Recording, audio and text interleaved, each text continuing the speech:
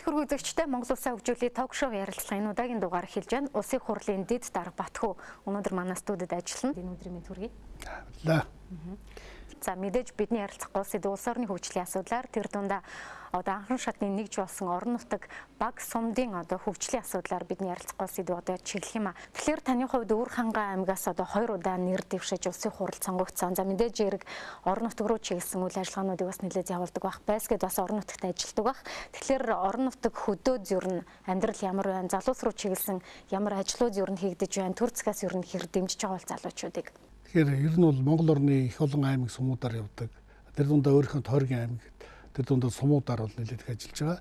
Энэ оны хаврын чуулган завсарлаад намрын чуулган эхлэхийн өмнө Өвөр хангай аймгийн нийтдээ 24-5 уулзалтыг хөдөө орон нутагт тэр дундаа хөдөө багийн сум төвүүд дээр зохион байгуулсан. Тэгээ зохион байгуулсан гол зорилго маань бол хөдөө орон нутагт үнэхээр төрийн ямар бодлого дутагдж байна, ямар асуудлыг шийдэх хэрэгтэй байна, ямар хууль эрх зүйн орчныг бүрдүүлэх тэр хүмүүсийн амьдралыг яавал сайжруулж болох гэдэг талаар би зөвхөн ганцаараа биш төрийн олон яамдууд, олон агентлагуудын ажилчдтай, ажилтнуудтай явж газар дээр нь танилцж, газар дээр нь бид нэр ярилцсан. Тэгээ энэ удаагийн ярилцлага, энэ удаагийн хөдөөгийн энэ өргөтгсөн том уулзалтуудын үр дүнд бол төрийн олон яамдууд үнэхээр хөдөө орон нутгийн дутагдж байгаа төрийн бодлого одоо шийдвэрлэх ёстой олон асуудлуудын талаар сайн мэдээлэлтэй болсон гэж бодож байгаа. Тэгэхээр хөдөөд өнөөдөр юу дутагдж байгаа нөхдөд зэрэг хөдөөд өнөөдөр төрийн сайн бодлого түүнийг хүргэдэг механизм дутагдж байна. Өнөөдөр хамгийн эхлээд хөдөөгийн иргэд маань өнөөдөр улсын хурлаас гарч байгаа хууль тогтоолууд, засгийн газраас гарч байгаа шийдвэрүүд, түүнтэй уялдаж гарч байгаа олон дүрм журмуудыг мэдэхгүйгээсээ тэр улсууд төрийн бодлогыг амьдрал дээр хэрэгжүүлж хүлээж авч чадахгүй байна. Тухайлбал гарч байгаа одоо малжуулах хөтөлбөр гэж байна, тийм ээ? Малын биржийн тухай, мөн одоо Монгол мал хөтөлбөр түүнийг хэрэгжүүлэх арга замууд, жижиг дунд үйлдвэрлэлийг хөгжүүлэх чиглэл, хандлага, түүнд шийдвэрлсэн хөрөнгө мөнгүүдийг тухайлбал төслөө бичээд авах мэдээлэл байхгүй. Ямар төсөл, ямар зорилготой, ямар нөхцөлтэй, ямар боломжтойгоо тэр болгон мэдэхгүй байгаагаас төрийн бодлого анхан шатн дээр хэрэгжихгүй байна. Хоёрдугаарт орон нутагт гарч байгаа гэмт хэрэг ер нь хууль зөрчиж байгаа олон асуудлууд тэр одоо хөдөөгийн малчид маань хууль эрх зүйн мэдлэг их тутмаг байгаатай холбоотой байна. Хуучин нийгэмд одоо гэж бид ярьдаг тийм ээ. Социализмын үед бол сонин уншлагч гэдэг юм уу янз бүрийн хууль сурталчилдаг, хууль таниулдаг юм ажлууд бас хийгддэг байсан бол үнэн. Өнөөдөр бол ер нь орон нутагт бол тийм бүтцэл их дутагдж байна. Тухайлбал өнөөдөр Монгол улсын 1600 гаруй баг байгаа. Энэ 1650 орчим багаас Монгол улс бүрдэж байхад тэнд зөвхөн багийн дарга гэдэг орон тооны төрийн улс төрийн албан хаагч байдаг. Түүний дор бол багийн иргэдийн нийтийн хурал нэртэй олон нийтийн байгууллагатай ижил статустай нэг байгууллага. Тэгээд тэр багийн дарга нар нь бол багийнхаа эмчтэй ихэнх нь сумынхаа төвд амьдардаг. Тэгээд ард түмний дунд орж төрийн бодлогыг танилцуулж, хэрэгжүүлж, хамтарч ажиллаж, тайлбарлаж тэр улсуудтай ажилладаг тийм бүтэц, тийм бодлого дутагдж байгаа юм. Biz орон нутагт бол төрийн бодлогыг одоо сайн ард иргэдэд хүрэхийн тулд өнөөдөр төрийн том нүсэр том бүтцийг одоо багасгаж аль болохоор анхан шат руугаа орон нутг руугаа тэр ард түмэнтэйгээ тэр одоо иргэдтэйгээ ажилтдаг бүтцийг сайн болгох. Тэр иргэдтэйгээ байн бай очиж ойрхон тулж ажилтдаг дунд нь байдаг. Тийм болцоо боломжийг хэрэгжүүлэх хэрэгтэй гэж бодож байгаа. Өвөр хангай аймгийн хувьд бол жишээ нь энэ жил 1 тэрбум төгрөгөөр бид нар 30 гаруй багийн төвийг шинээр барьсан. Хамгийн сүүлийн үеийн Канад стандартын барилгуудыг барьсан. Дулаан сайн хадгалдаг, төсвөртэй ийм сайн барилгуудыг барьсан. Энэ нь бол багийн төвгүй байсан багууд дээр бид нар барилга барьж тэр багийн эмч, багийн дарга бол байнгын амьдардаг, ард түмнийхээ дунд байж тэднэртэйгээ ажиллаж тэднийхээ өмнө тулгарч байгаа хүндрэлтэй төвхтэй асуудлууд дээр хамтарч ажиллах энэ болцоо боломжийг бүрдүүлж өгч байгаа. Ер нь орон нутагт амьдрал бол хүнд байгаа, зарим газар хүнд байгаа, үнэхээр хүнд байгаа. Зарим газар ч бас болцоотой сайхан амьдралтай болж байгаа улсууд их байна. Тэгэхээр өнөөдөр төрийн бодлогоор орон нутагт бол зүгээр нэг бэлэнчлэх сэтгэлгээг дэмжих биш, аль болохоор хүмүүсийг хамгийн нэгдүгээрт өөрөө сэтгэлгээгээ шинчилж, би өөрийнхөө амьдралын төлөө эрүүл сарвал хөлбөрийн чадвартай хүн би ажиллах хэрэгтэй, амьдрах хэрэгтэй, би амьдралаа сайжруулах хэрэгтэй, би магадгүй хөрштөө ах トゥ төрөл садныхаа амьдралыг дэмжлэг үзүүлэх хэрэгтэй. Ингэжээж одоо манай баг хөгжин, багууд хөгжиж Монгол улс хөгжинэ гэдэг ийм одоо концепцээр явахгүй бол бидний өнөөдрийн хийгээд байгаа шийдвэрлээд байгаа гаргаад байгаа хууль шийдвэрүүд ерөнхийдөө дандаа дээд талаас нь харсан. Дандаа Улаанбаатар хотын аймгийн төвүүдийн хөгжлийн асуудлууд, за яг сум руу ганцны асуудлуудыг чиглүүлсэн ийм л бодлого яваад байгаа нь үнэхээр одоо зөв биш байна. Тийм учраас Монгол улс анхан шатнаасаа хэлж хөгжих хэрэгтэй. Айл өрхөд тэр бодлого зөв очиж, тэр хүмүүсийн амьдралд зөв нөлөөлж, тэр айлын амьдрал сайжирч, айлуудын амьдрал сайжирч, багийн амьдрал сайжирч, тэгээ сумын амьдрал сайжраад, тэгээ сум аймгийн амьдрал сайжирч, улс орон сайн сайхан амьдрдаг ийм болцоотой болох хэрэгтэй гэж. Нөгөө талаар орон нутагт бол ажилгүйд л маш их байна. Ажилгүйд байгаа дотор бас их сонин зүйл анзаарэгдсэн. Сүүлийн үед жижиг дунд үйлдвэрлэлийг хөгжүүлэх чиглэлээр орон нутгад байгаа хөрөнгө шийдвэрлэж байгаа олон хэрэгжүүлж байгаа олон төсөл хөтөлбөрүүдийн хүрээнд ажлын байр бол бий болж эхэлж байна. Гэтэл өнөөдөр амар хялбар ажил хийх гэдэг. Ер нь бол одоо 21 мянган төгрөгөөрөө яаж игээд бас соосон хоног амьдрах болцоотой учраас тэр болгон ажлыг бол хийхгүй, ажил их голж байна. Тухайлбал манай одоо Өрхөн аймгийн сумд, тухайлбал хар хорин сумд ч засаг дарга нь бол ажил хийх хүн болдохгүй. Тоосгоны үйлдвэр дээр өдрийн 15 мянган төгрөгөөр ажиллах хүн болдохгүй байна. Барилга дээр өдрийн 12 мянган төгрөгөөр ажил хийх хүн болдохгүй байна. Гэтэл иргэдтэй уулзгаар ажил байхгүй, ажлын байр байхгүй. Одоо хоёулангийн ингээ засаг дарга тэр ажлын байр хөсөмжилж байгаа хүн хоёрыг уулзуулахаар үгүй би бас ийм хүнд ажил хиймээргүй байна. Би арай нэг хөнгөн, цэвэрхэн, тэг өндөр цалинтай сайхан ажил хиймээр байна гэсэн. Ийм зүйлүүд бол анзаараад. Ер нь ингээд хөгшинч бай, залууч бай одоо ингээд хүмүүсийн дунд юу болж байгаа нэг л 5 толгой, оюу толгой, магадгүй 10 толгой, 20 толгой гэдэг нэг баахан орд нээгдээд биднэрт баахан мөнгө өгөөл тэгэл бид нар ажил хийхгүй одоо сайн сайхан амьдрах. Тухайл одоо хүмүүс тийм сэтгэлгээ, тийм хүсэл мөрөөдөл байх шиг байна. Тэгэхээр уулзсан газар бол ер нь өнөөдөр ч гэсэн одоо телевизээр ард түмтэй уулзж байгаа болцоогоо ашиглаад тэр хөгжлийн нэг тийм халтар хөдлөх гээд байна. Түүнд амжиж суухын тулд бие бэлдээч. Тэнд ажиллаж чаддаг боловсралтай, чадвартай тэр одоо Монголд бий болоод байгаа шинэ эдийн засгийн нөхцөл байдал тухайлбал одоо ашигт мултлалын олборлолтоос орж ирэх гэж байгаа тэр их орлогоор ажлын байр бий болгоод шинэ үйлдвэр байрлуулад орчин үеийн технологитой үйлдвэр аж ахуйн газрууд барихад тэнд ажиллах боломжтой. Ядахта барилгыг барихад очиод одоо урилгачийн хийх чадвартай, дэмий засалчин хийх чадвартай тэр үйлдвэр дээр нь очиж гагнуурч хийх болцоотой байдлаар өөрийгөө үр хөвгтөө бэлдээч гэж хэлмээр байна. Одоо өнөөдөр оюутлагатай бид нар чинь гэрээ байгуулаад улсын хурлаар өчний асуудал болж байгаад 3,000 хүнийг одоо монгол хүн ажилуулна гэдэг гэрээ байгуулсан шүү дээ. Гэтэл 3,000 хүнээ яг ингэж ажилуулах гэсэн чинь яг тэр барилга дээр нь ажилладаг, гагнуур хийдэг, өрлөг хийдэг, можин хийдэг чадвартай мэргэжлийн улсууд байхгүй байна. Тэ. Гэтэл ажилгүй хүн байна уу зөндөө. Ихэнх нь яадаг вэхээр эсвэл огт мэргэжилгүй, эсвэл дээд сургууль төгссөн дипломтой тэрвэрээ ажлын байр байхгүй. Тэгэхээр энэ бүгдийг төр өнөөдөр үнэхээр бодлогоор нэгдсэн зохицуултанд орохгүй бол зах зээл гэдэг чинь замбраагүй зүйл биш ээ. Ардчил гэдэг чинь бол анархизм биш ээ, тийм ээ. Энэ одоо зөв энэ цаг үед хөгжлийн асуудлуудаа бид нар Монгол улс зөв харж, зөв шийдэж, зөв шийдвэр гаргаж явахгүй бол цаашаа бид нар магадгүй их өндөрөөс унвал бүр одоо намд тийм ээ амьдарч яснаас илүү хохирол амсах тийм зүйл бол болцоо байна. Сөрийн сайн бодлого бол бас хэрэгтэй байна гэдэг бол орон нутагт анзаарчихсан.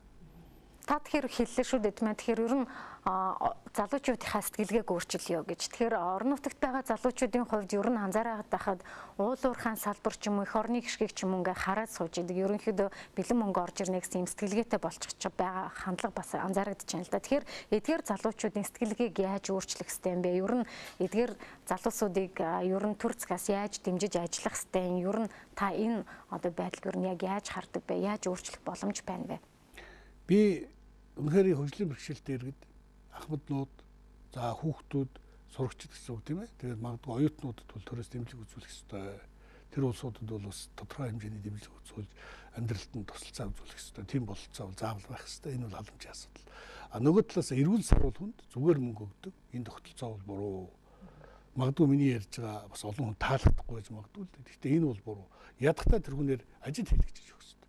Өнөөдөр би ажилгүй хүн гэдэг хашааныхаа хог арилахгүй хачин хашаа хорон жиж ицсэн тийм ээ. Зүгээр л хадаасаар хадчихгүй, хогоо цэвэрлэхгүй амьдарч байгаа улсууд чинь залхуул байгаа байхгүй. Би ажилгүй байгаа хүн гээд 21 мянган төгрөг авчиад архив угаагаа яваад байгаа улсуудыг төр дэмжиж архивын мөнгөнд өгөх хэрэгтэй юм уу тийм ээ. Үнэхээр 21 мянган төгрөгөөр өдрийнхөө хоолыг залгуулж байгаа тийм хүнд амьдралтай улсууд бол байна. Тийм учраас хүний олж халамжийг хавтгаар болохгүйгээр өгөх хэрэгтэй байна. Ажил хийх чадвартай болцоотой тэр хүмүүсийг мэдээлэлээр хангах, сургах, олмаар ажлын байр хангах асуудлыг шийдмээр байна. Өнгөрсөн онд одоо энэ өнгөрч байгаа онд над 170 гаруй гэр хүссэн өргөдлөрсөн. Гэр хүссэн өргөдөл. Гэтэл тэр улсуудыг өнөөдөр гэрээр нэг удаа хангаж болно. Бүгдээнд нь өгч чадахгүй. Гэтэл тэр гэрийг тэр хүнд өгөх үү? Тэр хүн ажил хийгээд тэр олсон сайхан орлогоороо өөрөө сайхан гэр барих. Магадгүй орон сууцны 100 мянган айлын орон сууцны хөтөлбөрт хамрагдаад орон сууцтай бол боломжийг бүрдүүлэхийн төлөө төрийн бодлого явмаар байна. Тэгэхээр 4 жилээр нэг тийм сонгуультай хилцсэн тийм хөтөлбөр, тийм төсөв, тийм бодлого явахгүй Монгол улсын хөгжлийн асуудал бол алс холыг харсан, алс рейдийг харсан ийм зүйлрүү явмаар байна.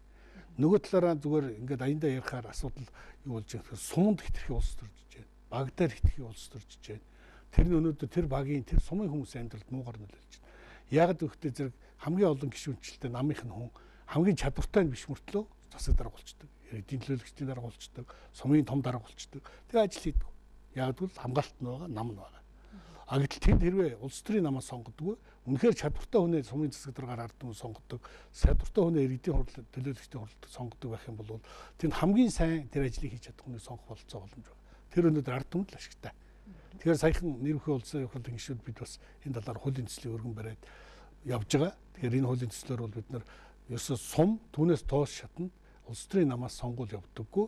Тэнд бол үнэхээр чадвартай сайн улсууд нь явдаг. За тэгээд сумаас дэш аймгийн төвшөнд бол тэр иргэдийн төлөөлөгчдийн хурал нь намуудаас нэр дэвшсэн хүмүүс одоо гарч ирж тэр төрөө засгаа барьдаг тэр чиглэл рүү бол явах зүйтэй юм аа. Ер нь улс төржөөс бол төржилтөөс бол бид нар бол маш их болцоо боломжийг алдаж байна.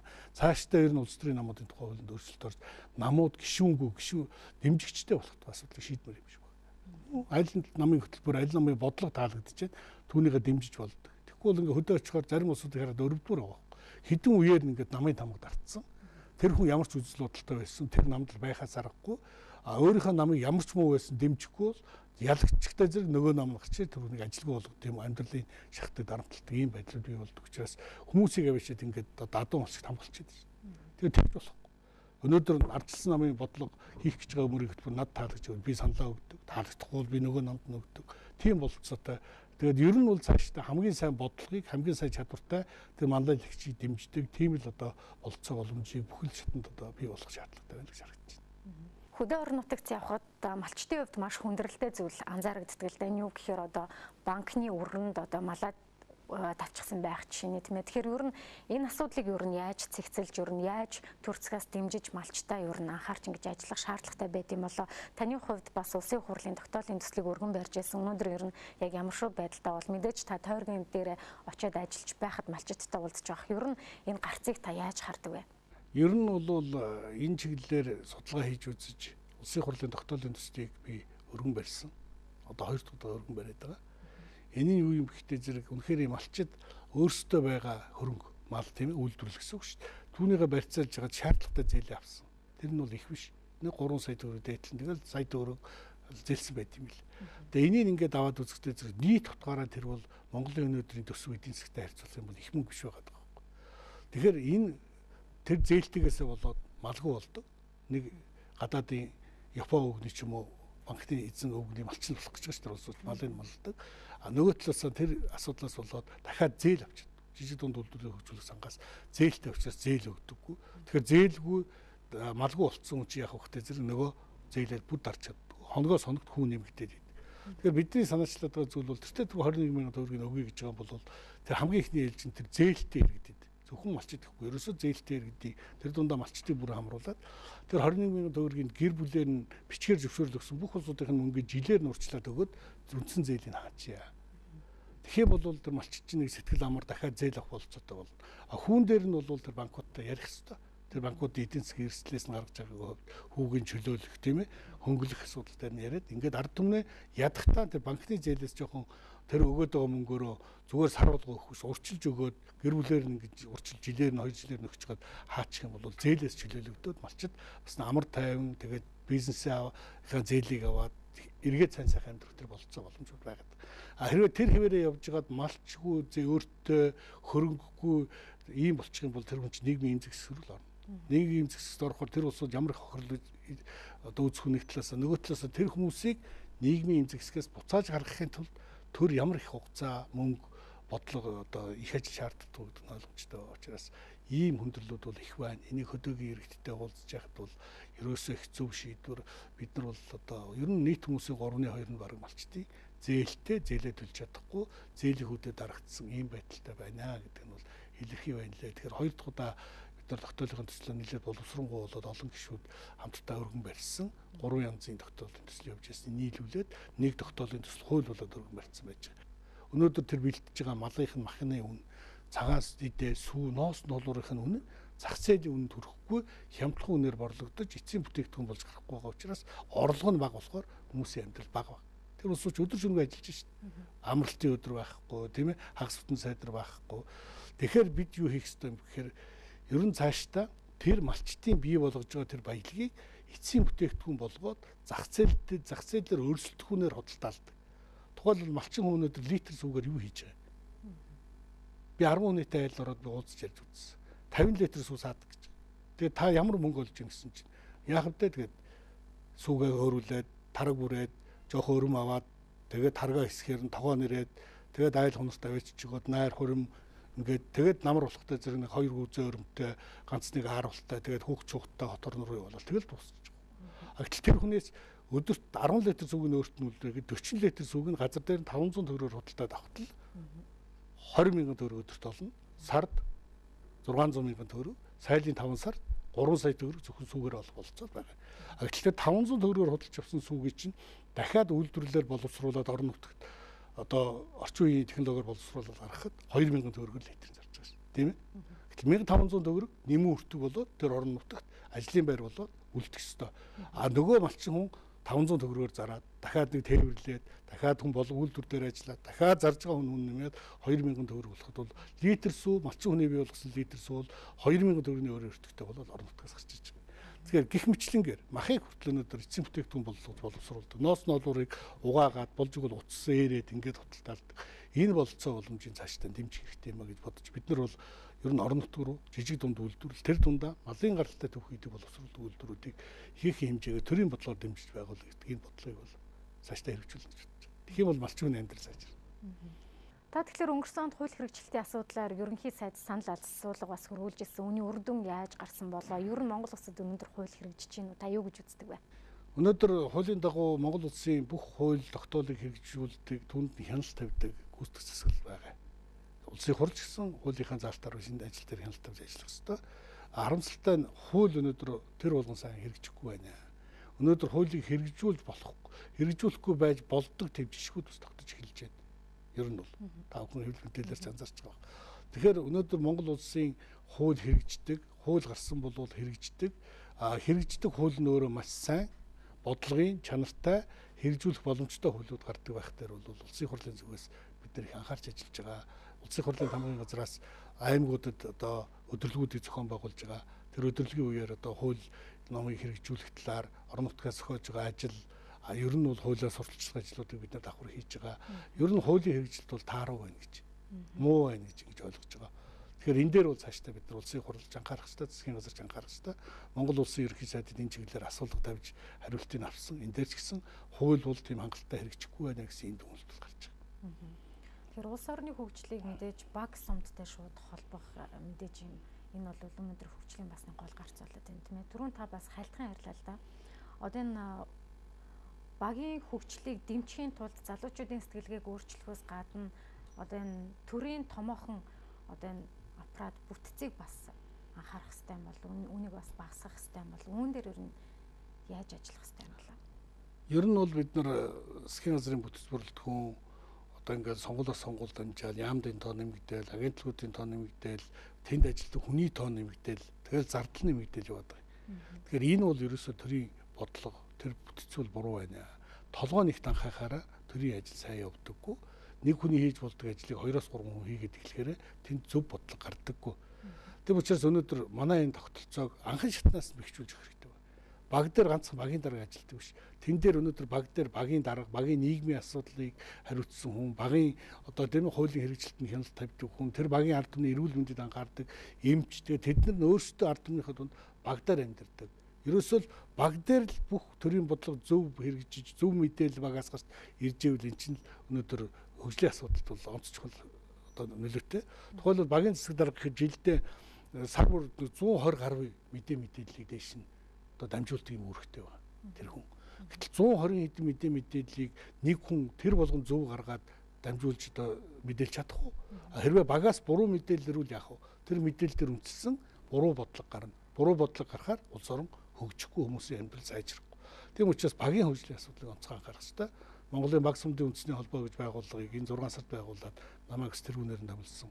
Бид өнөөдөр Солонгосын шинэ тусгай хөтөлбөрөөр дэлхийн нүүдэлч малчтын холбоо гэдэг олон байгууллагатай бид нар холбогдож тэр байгууллагууд тэр одоо холбоотын үйл ажиллагаагаа явуулдаг арга барил улс орныхоо хөгжлийг яаж үүдэн гаргаж ирсэн юм зүйлүүдийг бид хүмүүсийн уул судлуулж өөрсдөө судалж байгаа.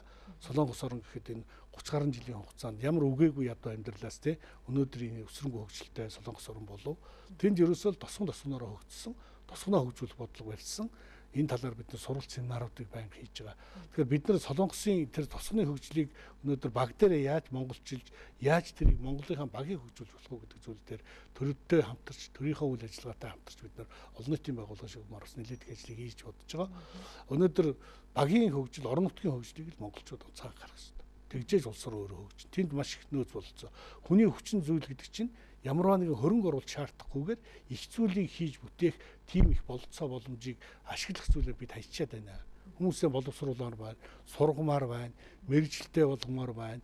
Тэр сайн сайхан ажиллаж амьдрах тэр одоо өрнөн өсөлтөөр ирмэлцлийн дэмжиж өгмөр байна. Тэгэх юм бол улс орн хөгжих болцоо байна. Яг гэвэл нөгөө талд нь өнөөдөр Монгол эдийн засгийн хувьд бас хөл дөрөө босох их хэмжээний одоо төсөвтэй хөрөнгөтэй болох болцоо байна. Тэгэхээр ганц мөнгөөр улс орн хөгжихгүй. Мөнгө байх ёстой. Гэхдээ нөгөө талд нь зөв бодлого, хүний хүчин зүйлийг зөв үнэлдэг, хүн болгон улс орныхоо төлөө өөрийнхөө амьдралын төлөө их зүйлийг хийж бүтээе гэдэг тэр эрмэлзлийг бий болгож тэрний болцоог нь бүрдүүлж хэрэгтэй байдаг. Өнөөдөр маш их ажил хийгсэн олон хүн байна шүү дээ. Гэтэл бид нар мэрэгжилгүй, чадваргүй, хаан чигшээд ажиллах болцоогүй, түрүүн би хэлсэн хөгжлийн галтрэг гэж юм хөдлөх гээд байна.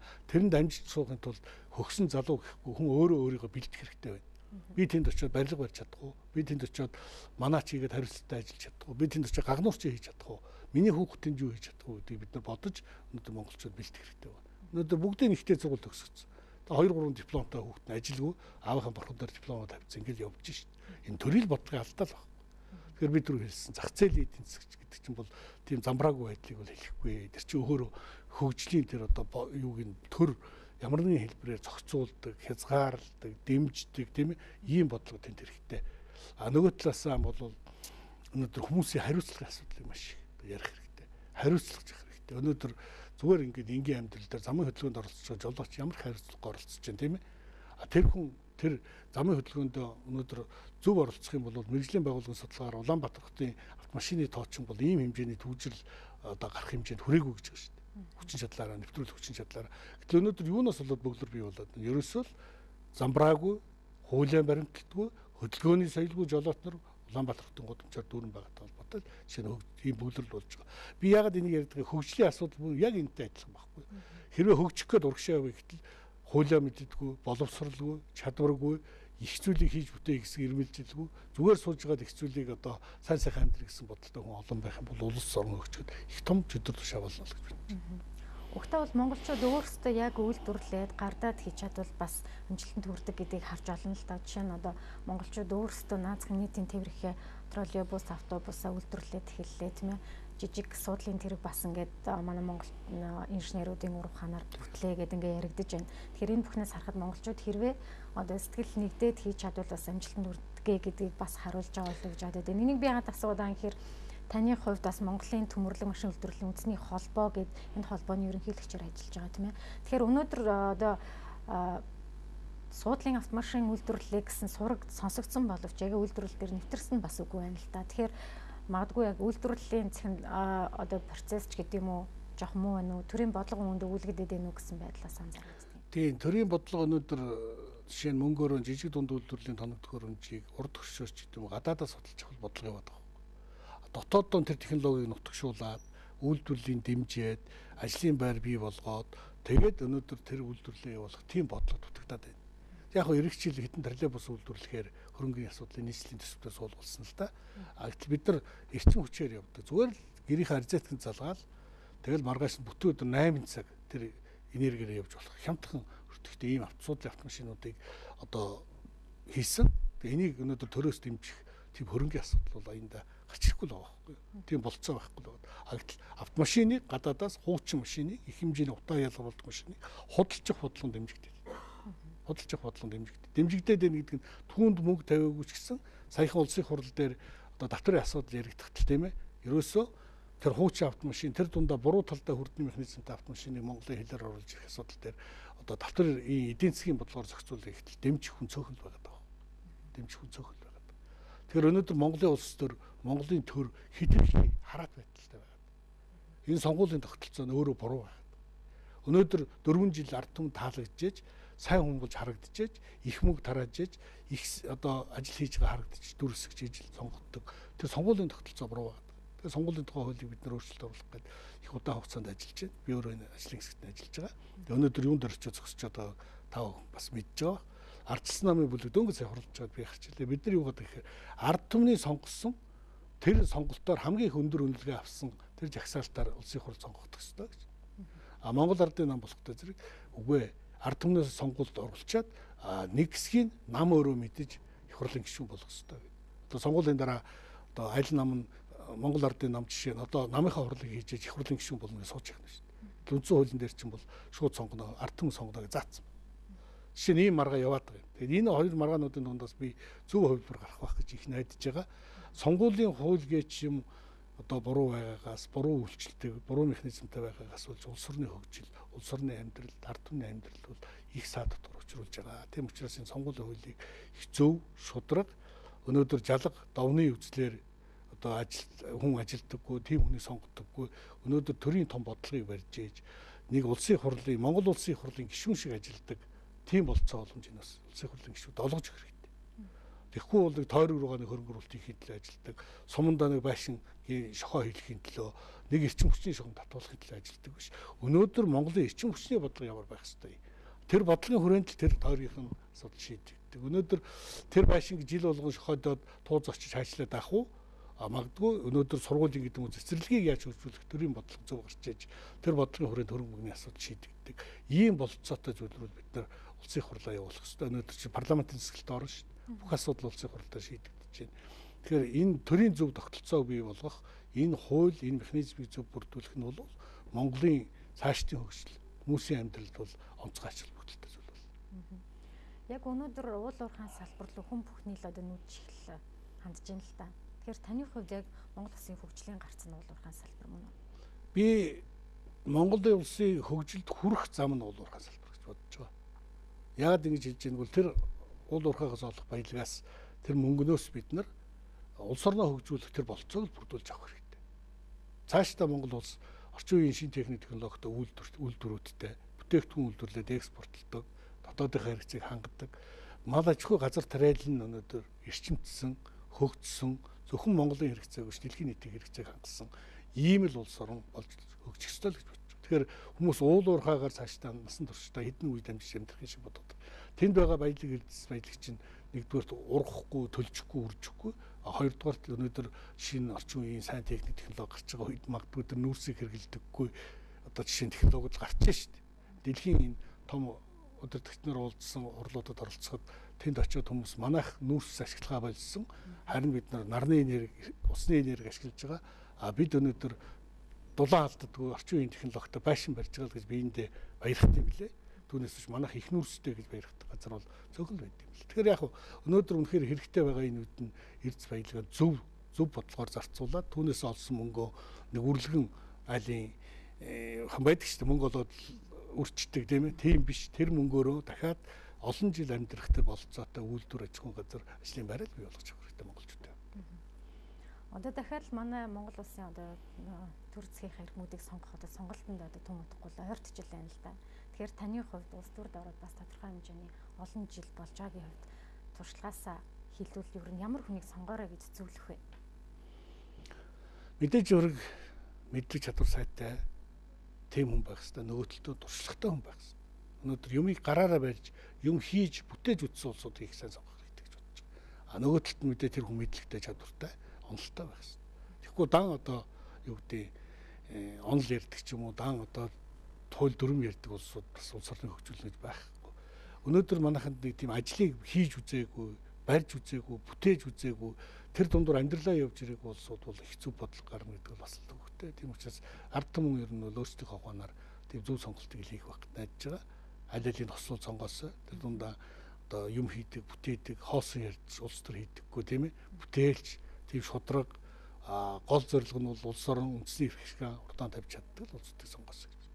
За баярлалаа. Таны ажилд амжилт хүсье. За баярлалаа. Монгол Улсын хөгжүүлэлт ток шоу ярилцлагын удаагийн дугаар өндөрлөж байна. Манай энэ удаагийн дугаарт Улсын хурлын дэд дарга Батбуу оролцлоо.